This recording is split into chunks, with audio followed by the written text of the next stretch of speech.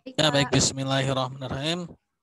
Alhamdulillah, segala puji syukur pada Allah Subhanahu Wa Taala yang telah banyak berikan nikmatnya pada kita semua, ya, terutama nikmat iman dan Islam. Salawat dan salam pada Nabi Muhammad SAW. Karena berkat jasa dan usaha beliau kita dapat nikmati iman dan Islam ini. Ya teman-teman, alhamdulillah ya kita di pertemuan yang kedua ini bisa berjumpa lagi walaupun secara online ya.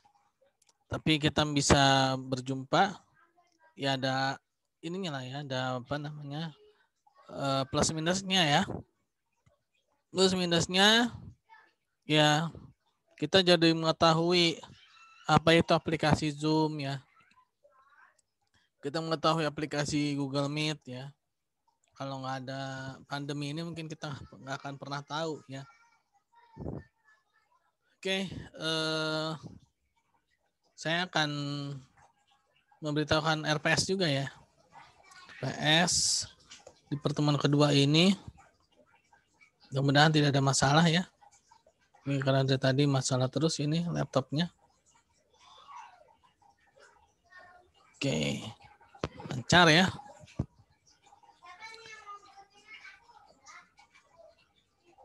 Ini. Nah, di pertemuan kedua ini ya, kita akan mempelajari mengenai UMKM di Indonesia.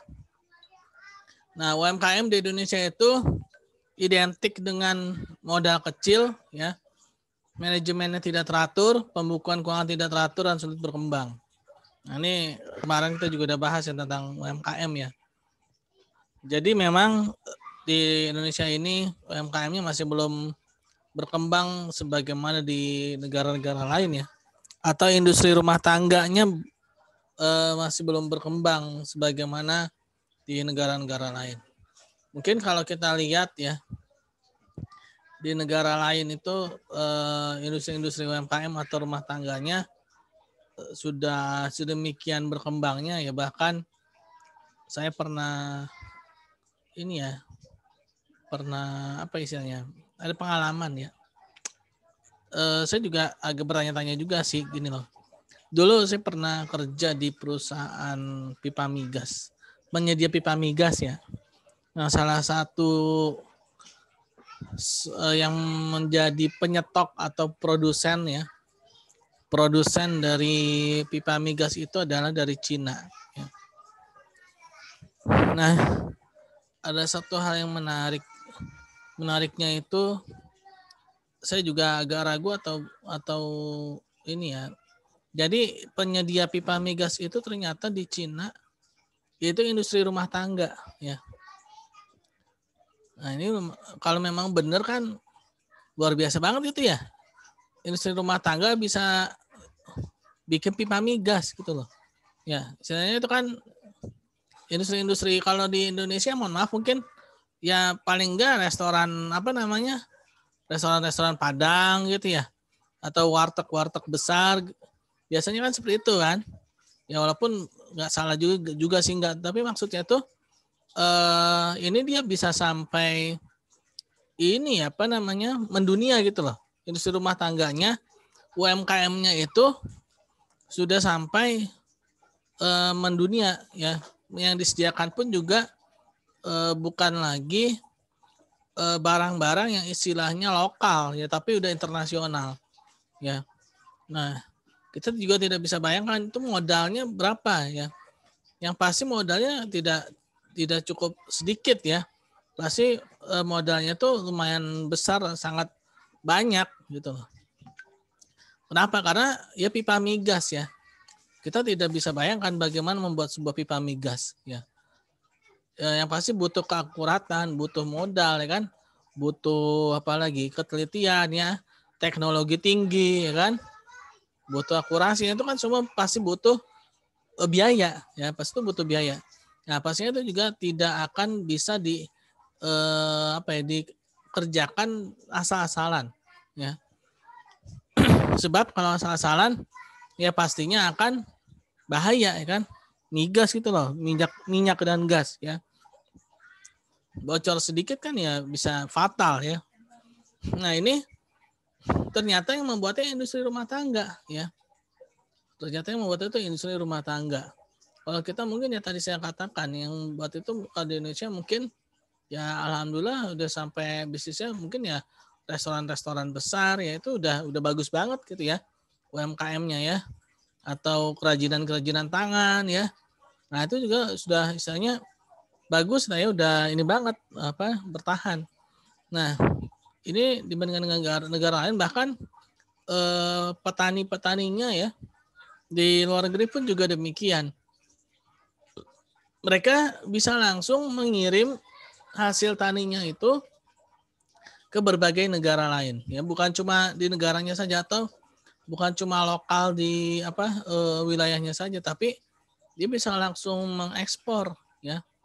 Dia bisa langsung mengekspor hasil taninya itu ke negara lain. Nah, artinya apa? Itu kan pasti butuh modal yang lumayan besar ya. Dan juga manajemennya juga pasti manajemennya bagus ya. Kenapa? Karena kalau nggak bagus ya nggak akan bisa seperti itu ya kan. Kalau kita bandingkan di Indonesia ini ya manajemennya mungkin ya masih manajemen ya setidak-tidaknya tadi yang saya katakan restoran besar ya. Setidak-tidaknya minimal ya ada pelayannya ya, terus ada yang kasirnya ya. Terus biasanya ada yang tukang bikin ngeracik minumannya ya. Nah, misalkan kayak minuman-minuman ringan gitu ya. Nah, palingan tidak ya seperti itu gitu ya. Paling tidak seperti itu. Nah, di Indonesia ini kita belum baru bisa sampai situ. Kita belum bisa sampai seperti negara lain yang mana industri UMKM-nya itu sudah mengglobal mendunia. Nah, bagaimana ini ya caranya agar kita seperti itu? Nah, ini merupakan suatu PR besar ya buat kita semua ya sebagai bangsa Indonesia ini agar UMKM kita itu tidak identik dengan hal-hal yang negatif gitu ya. Hal-hal yang negatif. Lalu pembukuan keuangan tidak teratur. Nah, tidak sedikit ya, berarti banyak ya UMKM di Indonesia ini yang pencatatan keuangannya ya mungkin ya bisa dikatakan bahkan tidak ada ya. Yang penting ada untung ya, modal balik udah gitu aja ya. Tidak ada pencatatan laporan keuangan. Nah, padahal penting teman-teman ya, padahal penting. Pentingnya tuh apa? Ini bisa istilahnya bisa dijual ya. Maksud dijual tuh kita bisa mengajukan ya. Apakah itu dana hibah ya, apakah itu pembiayaan ya, apakah itu ya dana-dana segar dari luar ya untuk membantu atau untuk menambah ya, untuk menambah modal kita di UMKM ya. Nah, di luar negeri ya. Jangan kan luar negeri deh, misalnya di Indonesia ya. Itu kan banyak tuh program-program dari kementerian-kementerian ya untuk UMKM ya, Kementerian Koperasi ya, Kementerian UMKM. Nah, cuman yang menjadi tantangannya itu adalah terkadang laporan keuangannya tidak ada, laporan UMKM itu tidak ada. Dia cuma bilang, iya ini kita udah 4 tahun jualan segala macamnya gitu ya. Tapi ternyata begitu ditanya, oke mana pencatatannya? Nah, ternyata tidak ada. Yang nggak bisa ya, bisa tuh tidak bisa seperti itu gitu ya. Jadi ketika kita memang ingin dikatakan ada ya, itu harus ada pencatatannya ya, harus ada pencatatannya, harus ada pembukuan yang rapi ya, sehingga ketika kita ingin mengekspansi, kita ingin menyebar, membuat cabang, membuat perluasan ya, kita ada bukti ya kalau kita itu ada gitu ya, dengan cara tadi itu ya pembukaan keuangan. Nah, UMKM di Indonesia ini identik dengan pembukaan keuangan yang tidak teratur ya. Ya mohon maaf mungkin jangan tersinggung ya. Terkadang ya yang bisnis UMKM ya, ini takutnya yang sakit hati lagi. Ini kalau dibilang mohon maaf pelarian tuh maksudnya apa? Ya daripada nganggur gitu ya, daripada nggak ngapa-ngapain gitu kan, daripada nggak ada istilahnya, nggak ada pendapatan, ya iseng-iseng gitu kan. Nah inilah yang menjadikan kenapa mungkin ya UMKM di Indonesia itu tidak berkembang dan identik dengan hal-hal yang negatif itu kan. Pembukanya tidak ada, terus manajemennya tidak teratur ya, modalnya kecil ya. Modal oke lah, kalau modal mungkin istilahnya tidak selalu identik dengan dana tunai ya, cash ya. Tapi setidak-tidaknya ya manajemennya teratur, pembukaannya ada gitu ya. Nah, kalau memang ingin berkecimpung di dunia UMKM ya harusnya kita ya harus mempersiapkan yang minimal ya. Bagaimana pembukuan keuangannya ya, pencatatannya ya. Nah, inilah yang akhirnya dampaknya ke perkembangan ya. Kenapa bisa sulit berkembang ya? Karena ya tadi itu manajemennya tidak teratur ya. Manajemennya tidak teratur. Kemarin saya juga ada sempat bahas ya. Jadi secara internal aja kadang-kadang UMKM di Indonesia itu kacau balau internal dari dirinya sendiri gitu. Misalkan ya mohon maaf, misalkan ada warteg warteg lah yang istilahnya tuh yang masih kecil lah gitu ya. Nah ini dari segi harga itu kadang-kadang suka berubah-ubah gitu ya. Dari segi harga kadang-kadang hari ini nih misalkan hari Senin makan dengan menu yang sama misalkan 15.000. Begitu besoknya ternyata langsung jadi dengan menu yang sama ya. Itu menjadi 18.000. Dan besoknya lagi makan lagi di tempat yang sama dengan menu yang sama 15.000 lagi. Nah, itu kan berarti apa? Manajemennya tidak teratur. Dan ini sebenarnya harganya berapa gitu kan. Nah, dari situ saja mungkin sudah menjadi satu cerminan ya bagaimana ketidakrapihan manajemen dari warteg itu gitu ya. Manajemen dari warteg itu. Nah, seharusnya kan tidak-tidaknya dari hal-hal yang sederhana saja, yang seperti itu saja harusnya sudah tidak terjadi gitu ya. Nah, ini dari hal yang seperti itu saja sudah ada gitu kan, harga bisa berubah-ubah ya. Padahal ya itu kan suatu hal yang vital ya. Harga kok bisa beda-beda dari hari ke hari gitu kan. Jadi kayak fluktuasi dolar ya. Nah, kenapa bisa seperti itu ya? Karena tadi ya balik lagi ya pembukuan keuangan tidak teratur. Jadi harganya itu nggak dicatat, kemarin harganya sekian, ya kan? Terus apa yang ikutin kurs dolar ya? Kalau udah ada catatannya kan ketahuan tuh kan, satu potong tahu itu misalkan taruhlah 500 perak gitu ya, 500 rupiah gitu kan. Nah itu kan kalau memang ada pembukaan pencatatannya kan harusnya besoknya dia lihat ya kan, oh harga tahu 500 gitu ya, harga nasi satu piring misalkan 5.000.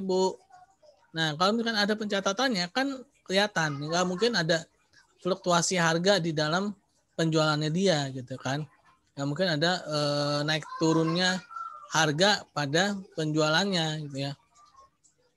Nah ini sebenarnya istilahnya lingkaran lingkaran ini ya. Jadi ketika manajemen itu dia tidak teratur ya tadi itu kan dari harga saja dia sudah nggak jelas gitu kan, harga sebenarnya berapa sih yang dijual harganya gitu kan.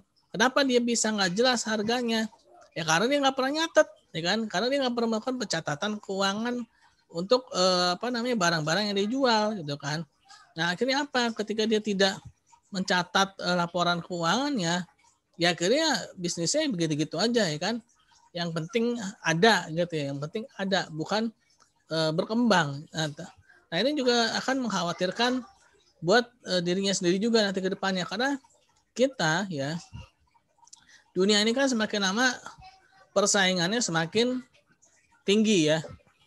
Ya mungkin di tahun 70-an ya itu masih oke gitu kan. Tapi di tahun 2021 ini ya mau tidak mau akan muncul ya, nanti bisa jadi akan muncul restoran-restoran atau rumah makan yang bisa jadi lebih murah ya, bisa jadi lebih higienis, bisa jadi lebih baik pelayanannya di dekat dia ya kan.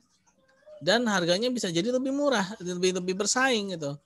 Nah, itu kan kalau dibilang pasti akan terjadi. Nah, kalau misalkan kita tidak mempersiapkan itu semua, ya kita akan siap-siap aja, ya tergilas oleh zaman gitu ya.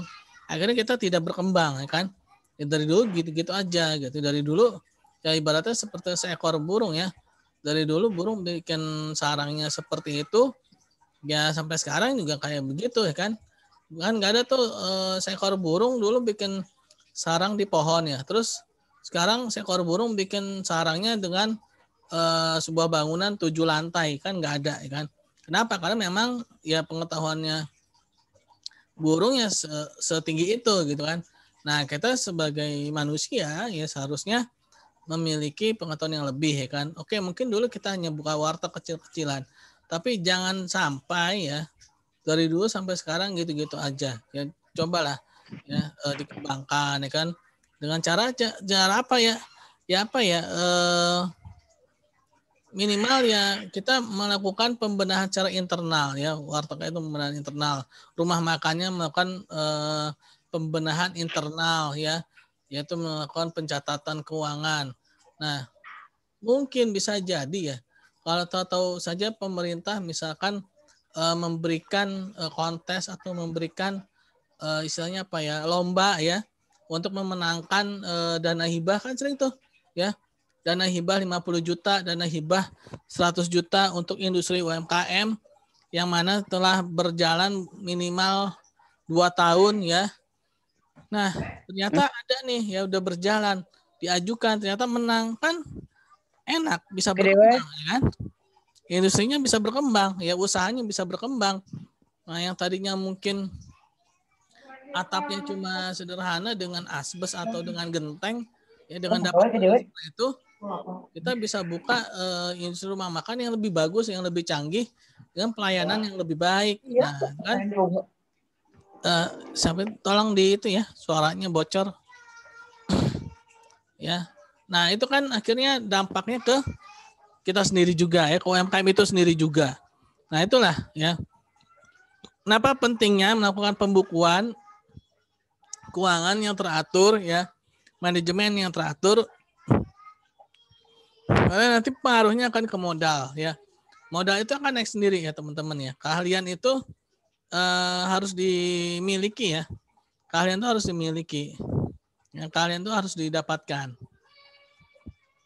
Karena kenapa? Karena itu ya cepat atau lambat ya, cepat atau lambat akan dibutuhkan ya, akan dibutuhkan.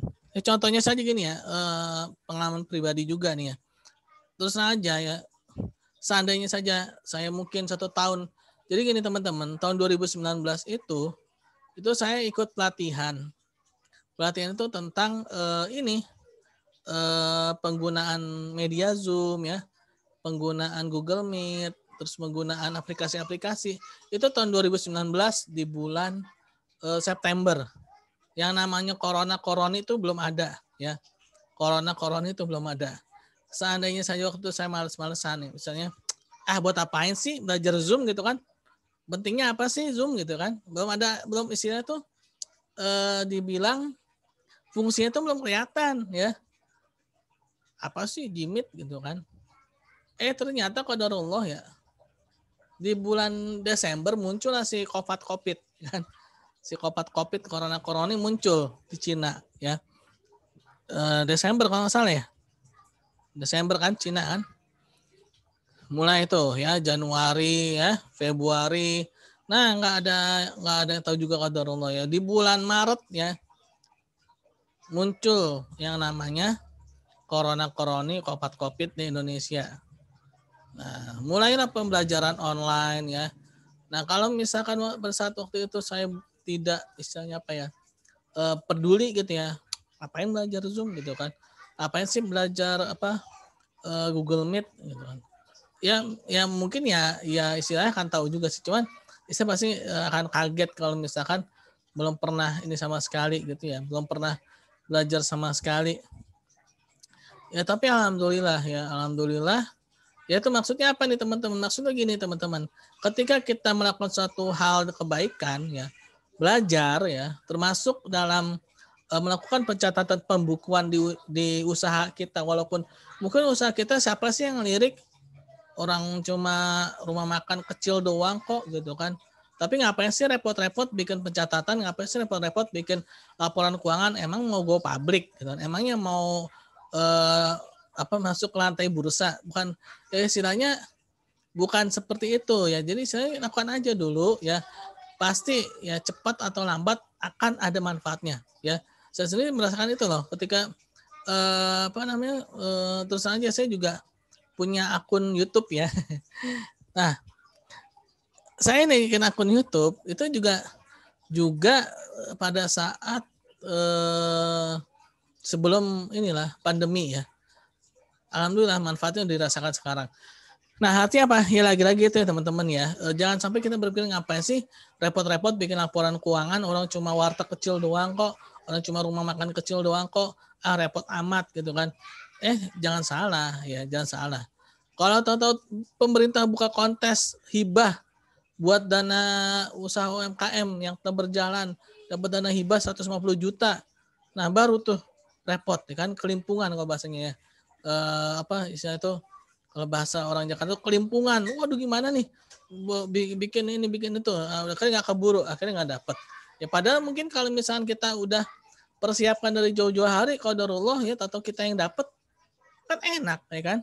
Dapat 150 juta, dapat 200 juta dari pemerintah. Terus juga kan kita benar-benar ada usahanya, bukan ngarang-ngarang. Ya kan? Bukan istilahnya bohong-bohongan, usaha beneran ada. Nah, itulah ya. Kenapa? Istilahnya ya nantilah manfaatnya juga pasti akan dirasakan. Nah, itulah ciri-ciri UMKM di Indonesia yang terkadang ya buat kita ya miris sendiri gitu ya. Kenapa sih kok nggak mau berkembang ya? Gitu, karena ya mohon maaf tidak mau repot dan juga mungkin ya itu hanya sebagai mohon maaf pelarian gitu ya. Pelarian tuh ya daripada nggak ada gitu, daripada iseng ya kan, iseng-iseng berhadiah. Nah, itulah ya yang menjadi perhatian khusus buat kita semua ya. Terkadang memang ya itu menjadi hal yang remeh tapi ya sering diulang-ulang ya. Sering diulang-ulang. Ya, itulah ya sebenarnya sih materinya tentang itu ya. Kenapa UMKM di Indonesia itu tidak berkembang? Ya itu. Kalau modal, kalau saya sih terus aja. Kalau masalah modal ya, itu sekarang ya selama kita memiliki keahlian, modal itu bukan hal yang sulit ya teman-teman ya. Bukan hal yang sulit. Modal itu hal yang mudah sebenarnya. Hal yang mudah. Yang sulit itu adalah keahlian dan juga kemauan dan cita-cita. Ya. Ketika kita memang punya kemauan, punya cita-cita ingin bergelut di bisnis UMKM, ya kita siapkan segala sesuatunya, ya.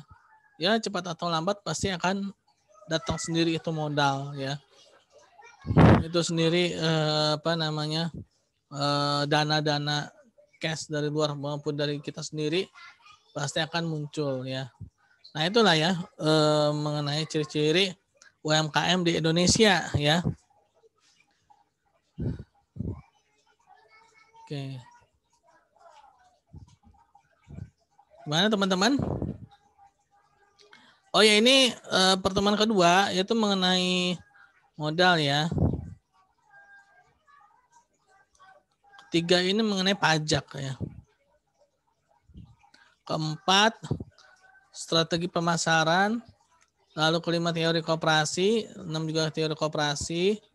Ya, terus ketujuh itu mengatasi pengangguran ya, kemarin dibahas juga ya. Teori UMKM mengatasi pengangguran. Lalu pengembangan UMKM dengan konsultasi keuangan mitra bank ya. Lalu teori pengembangan UMKM dengan konsultasi mitra bank. Mensosialisasikan sistem bagi hasil dengan modal venture ya. Memang UMKM itu cocoknya dengan bagi hasil ya. UMKM dengan mensosialisasi bagi hasil. Terus 13-nya itu dengan lembaga pinjaman kredit. Peran serta lembaga pinjaman kredit. Oke. Itu mengenai materi hari ini ya teman-teman. Ada yang mau ditanyakan nggak?